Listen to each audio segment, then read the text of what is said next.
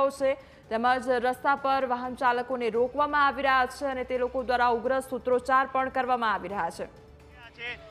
થોડા ઘણા જે કાર્યકર્તાઓની જે તે પોલીસે અટકાયત કરી હતી, પરંતુ અહીંયા અન્ય કાર્યકર્તાઓએ રસ્તા વચ્ચે સૂઈને વિરોધ દર્શાવ્યો છે। વાહનો રોકવામાં આવ્યા છે। ખૂબ જ મોટી સંખ્યામાં જે વાહનો છે તે અહીં ટ્રાફિકમાં અટવાયા છે। લોકોને પણ હાલાકીનો સામનો છે તે અહીં કરવો પડ્યો છે। એટલે પટપણે કહી શકાય કે પોલીસ દ્વારા જે કાર્યવાહી કરવામાં આવી હતી તેને લઈને હવે એબીવીપી છે તે ઉગ્ર થઈ છે। કાર્યકર્તાઓ ઉગ્ર થયા છે અને આ સમગ્ર મામલે હવે આજે ટ્રાફિક જામના દ્રશ્યો સર્જાયા છે। મહત્વની વાત છે કે એક એમ્બ્યુલન્સ રસ્તા વચ્ચે ફસાયું છે, પરંતુ આજે વિરોધ વચ્ચે એબીવીપીના કાર્યકર્તાઓ દ્વારા એમ્બ્યુલન્સને અહીંયાથી તાત્કાલિક નીકાળવાની જે કામગીરી છે તે હાથ ધરવામાં આવી રહી છે। એક તરફ અહીંયા વિરોધ કરવામાં આવી રહ્યો છે અને બીજી તરફ એમ્બ્યુલન્સ જે અટવાઈ છે તેને આજે કાર્યકર્તાઓ દ્વારા આજે કઈ રીતે રસ્તો આપી શકાય તે માટેની કામગીરી હાથ ધરવામાં આવી છે। એબીવીપીના કાર્યકર્તાઓ જે ટ્રાફિક ક્લિયર કરવા માટે હવે મેદાનમાં આવ્યા છે।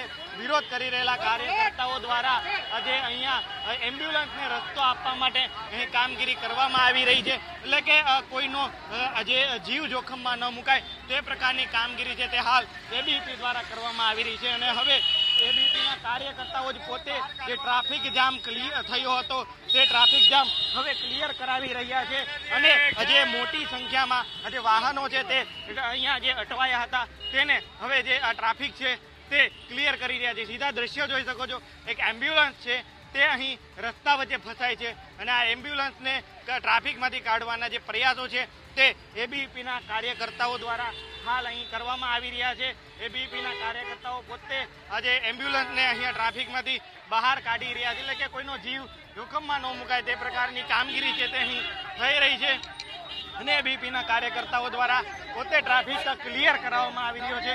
વિરોધ વચ્ચે પણ એક માનવતાનું ઉદાહરણ છે તે એબીવીપી દ્વારા આજે બહાર પાડવામાં આવ્યું છે। ઉમદા આજે એક નિર્ણય કહી શકાય વિરોધ વચ્ચે તે અહીં લેવામાં આવ્યો છે।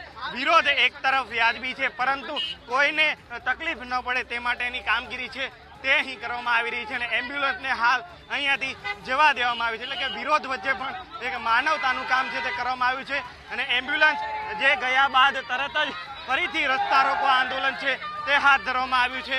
કાર્યકર્તાઓ રસ્તા વચ્ચે અહીં બેસી ગયા છે અને વિરોધ કરી રહ્યા છે। મનોજ જૈન સાથે વાત કરીશું, અહીંયા કાર્યકર્તાઓ સાથે વાત કરીશું, કઈ પ્રकारનો વિરોધ અહીં કરી રહ્યા को एडमिशन चाहिए बस कॉलेज में। शिक्षण मंत्री को यही रजूआत है कि सब स्टूडेंट को एडमिशन दो। એમ્બ્યુલન્સ ફસી હોય તો પતા ચલશે એવું કે જે હવે ડીઆઈવી કોલેજમાં થયેલું 600 જગ્યા હતી પણ વાત કરું છું એમ્બ્યુલન્સ ઇમરજન્સી હતી એટલે અમને જવા દીધી। અમને એટલી છે કે ભાઈ એમ્બ્યુલન્સમાં ઇમરજન્સી છે એટલે અમે એમ્બ્યુલન્સને જવા દીધી। એમ એક જવા દીધી ને એટલા માટે વ્યક્તિને નહીં કઈ થાય એટલે અમે એમ્બ્યુલન્સને જવા દીધી। ચોક્કસથી અહીંયા જે એમ્બ્યુલન્સને પણ કાર્યકર્તાઓ દ્વારા રસ્તો આપવામાં આવ્યો છે, એટલે આજે વિરોધ પ્રદર્શન અહીં કરવામાં આવી રહ્યું છે। એમ્બ્યુલન્સને પણ એક અહીંયાથી રસ્તો આપીને માનવતાનું ઉદાહરણ છે તે એબીવીપી દ્વારા પૂરું પાડવામાં આવ્યું છે અને એમ્બ્યુલન્સ ગયા બાદ તરત જ રસ્તા રોકો આંદોલન ફરી શરૂ કરવામાં આવ્યું છે। કેમેરા પર્સન દેવાંગ રાણા સાથે અમિત રૂપાપરા, ન્યૂઝ કેપિટલ, સુરત।